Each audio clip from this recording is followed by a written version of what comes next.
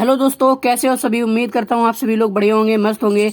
तो आज की इस वीडियो में मैं आपको सिखाऊंगा कि अगर रूट के अंदर परसेंट वाली संख्याएं दे रखी हों तो उनको आपस में कैसे जोड़ेंगे। जैसे कि आपके सामने सवाल है कि under root 25% plus under root 64%, इसको आपको क्या करना है, इनको जोड़ना है। और आपके सामने 3 ऑप्शन है, इसमें से आपको बताना है कि कौन सा ऑप्शन सही है। तो आपको आज की वीडियो में यही सिखाऊंगा कि अगर रूट के अंदर परसेंट वाली संख्याएं दे रखी हों तो उनको कैसे जोड़ा जाता है। ठीक है, तो इस वीडियो को कंप्लीट देखिएगा, बहुत इन्फॉर्मेटिव ये वीडियो है। अगर वीडियो अच्छा लगता है तो वीडियो को लाइक कीजिएगा, साथ ही चैनल को सब्सक्राइब भी कीजिएगा। तो चलिए आगे बढ़ते हैं। तो चलिए सवाल है आपके सामने, under root 25% plus under root 64%। तो सबसे पहले आपको क्या करना है कि यहाँ से सबसे पहले तो आपको 25% से परसेंट हटाना है। तो चलिए यहाँ पर हम सबसे पहले तो अंडर रूट लगा है तो सबसे पहले हम एक अंडर रूट लगा देंगे। ठीक है, अब ये जो 25% है हम इसको क्या लिख सकते हैं, 25% को हम लोग 25/100 लिख देंगे, क्योंकि देखिए इससे हमें परसेंट हटाना है। मैंने अभी आपको बताया था कि इससे हमें परसेंट हटाना है। तो जब किसी संख्या के साथ परसेंट लगा होता है और अगर हमें उससे परसेंट हटाना होता है तो उसी संख्या के बटे में हम 100 लिख देते हैं। जैसे कि 25% लिखा था तो 25 में से हमने परसेंट को हटाया और उसके बटे में 100 लगा दिया। इतना तो आप सभी लोग बहुत ही अच्छे से जानते हैं। चलिए अब इसके बाद प्लस है तो प्लस लगा दीजिए। अब अंडर रूट 64 है तो फिर से एक अंडर रूट बनाइए और 64 से अगर परसेंट हटाएंगे तो क्या आ जाएगा आपका, 64/100 आ जाएगा। ठीक है, अब ये देखिए अंडर रूट में है 25/100। तो अब ये देखिए 25 का वर्गमूल क्या होता है, मतलब कि 25 जो है वो किसका स्क्वायर है। तो आप सभी को पता है 25 5 का स्क्वायर है। जी हाँ दोस्तों, 5 का स्क्वायर है, 5 गुणा 5 25। तो जब 25 को हम लोग क्या लिख सकते हैं, 5 गुणा 5 लिख सकते हैं। और अंडर रूट में जब ये आएगा तो 5 गुणा 5 में से ये देखिए एक पेयर बन जाएगा और एक ये बाहर निकल जाएगा। तो ये जो 25 का वर्गमूल हो जाएगा वो क्या हो जाएगा, 5। ऐसे ही 100 का वर्गमूल क्या हो जाएगा, 10। तो इससे हम रूट हटा देंगे और डायरेक्ट इनके जो वर्गमूल हैं वो लिख देंगे, मतलब रूट को सॉल्व कर लेंगे। तो 25 किसका वर्ग होता है, 5 का, तो यहाँ 5 लिख दीजिए। इसके बाद 100 किसका वर्ग होता है, 10 का, तो यहाँ आप 10 लिख दीजिए। अब इसके बाद हमारा अंडर रूट ये जो था ये हट गया, क्योंकि हमने इसको सॉल्व कर लिया, 25 का वर्गमूल कर लिया और 100 का वर्गमूल कर लिया। अब इसमें भी हमें ऐसे ही करना है, तो प्लस लगाइए। 64 का वर्गमूल क्या होता है, मतलब कि 64 किसका वर्ग होता है, तो 8 का वर्ग होता है, 8 8 64। तो यहाँ 8 लिखिए और बटे ये जो 100 है ये तो आप सभी को पता है 10 का होता है। तो चलिए ये अब आपकी ये क्या होगी, ये फ्रैक्शन रूप में आ गई। तो देखिए अब क्या करना है, 5/10 प्लस 8/10। तो हमें इसको भिन्न की तरह जोड़ लेना है। तो यहाँ देखिए हर समान है, तो हमेशा याद रखिए कि आपको तो पता ही होगा जब हर समान होते हैं तो डायरेक्ट हम अंशों का जोड़ कर देते हैं और हर तो हमारा वही रहता है। सबसे सिंपल यही होता है। तो चलिए अब कर लेते हैं।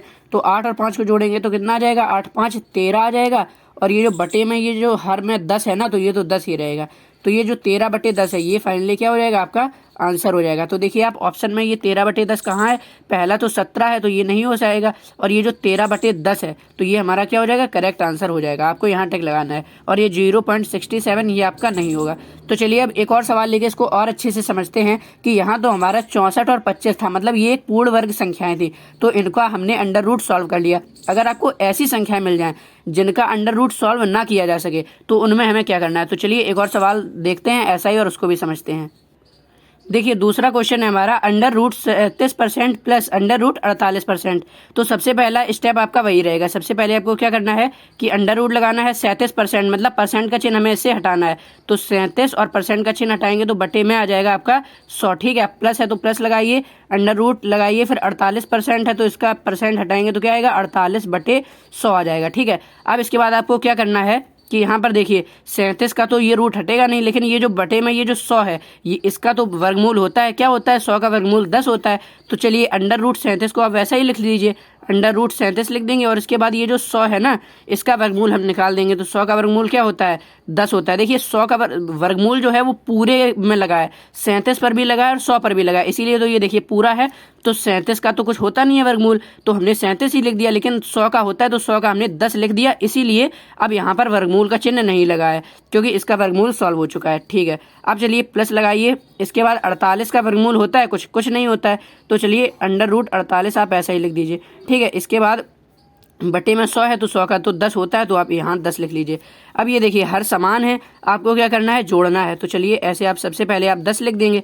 अब इसके बाद आपको क्या करना है कि देखिए रूट 37 प्लस रूट 48 ये तो जुड़ने से रहे, क्योंकि ये तो जुड़ेंगे ही नहीं। जब रूट के अंदर सेम संख्या होती है तब भले ही जुड़ सकते हैं, लेकिन यहाँ पर अंडर रूट 37 है और अंडर रूट 48 है तो ये तो जुड़ेंगे नहीं। तो आपको क्या करना है कि सबसे पहले बटे में 10 लिख देना है और ये जो है ना इसको अब एक साथ कर देना है। तो अंडर रूट 37 लिख देंगे प्लस √48 लिख देंगे।